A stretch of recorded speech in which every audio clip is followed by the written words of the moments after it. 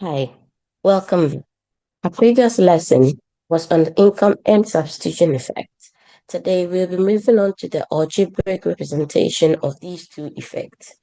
We saw in our previous lessons that when the price of a good changes, the total effect on quantity demanded can be decomposed into substitution and income effects.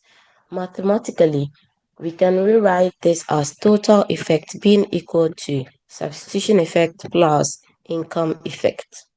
Where the substitution effect is also called the compensated effect because it is the change in quantity demanded resulting from changing the price and simultaneously compensating the individual with income. Let's denote the total effect of a price change as the change in X over the change in price. Similarly, we can denote the substitution effect as the change in X over the change in price. Well, we can write just comp here. So the subscript here simply stands for compensated. As we stated before, that substitution effect can also be called the compensated effect.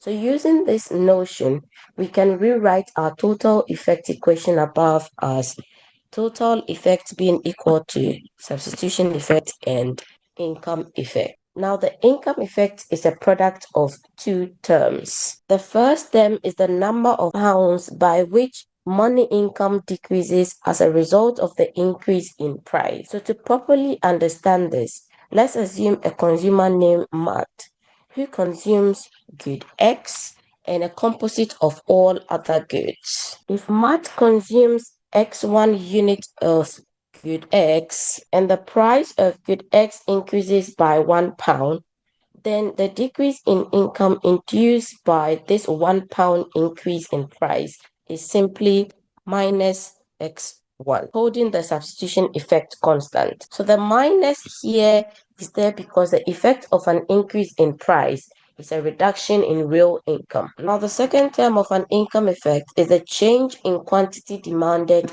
per £1 decrease in income. If we denote the change in quantity demand per £1 increase in income as a change in X divided by a change in income, the income effect of a price change in these two terms is going to be this bit here and then this bit here. So if we want to put it all together, then it's going to be the first term, which is minus x1, multiplied by the second term, which is change in X over change in income.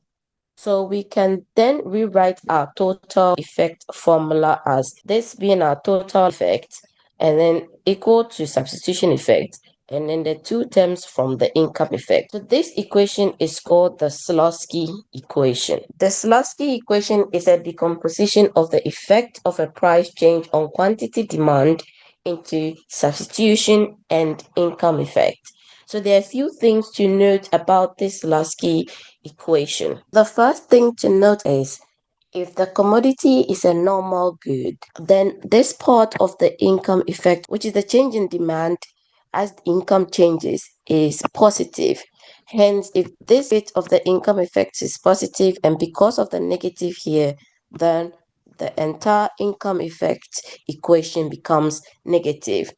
So what this is telling us is, coupled with the fact that the substitution effect is always negative, the Slutsky equation says that if a good is a normal good, because the income effect is negative and the substitution effect is also negative, then the total change is going to be negative, which follows the law of demand.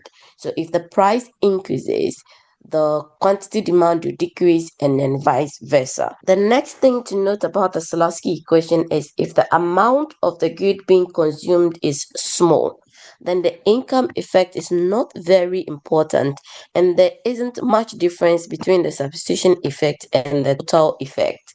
So the intuition behind this is that if you don't consume very much of a good, then if the price of that good goes up, then you don't become significantly poorer.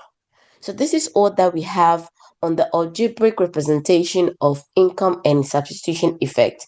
In our next lesson, we'll be moving on to practice questions with the income and the substitution effect. If you enjoyed today's lesson, consider subscribing. Thank you.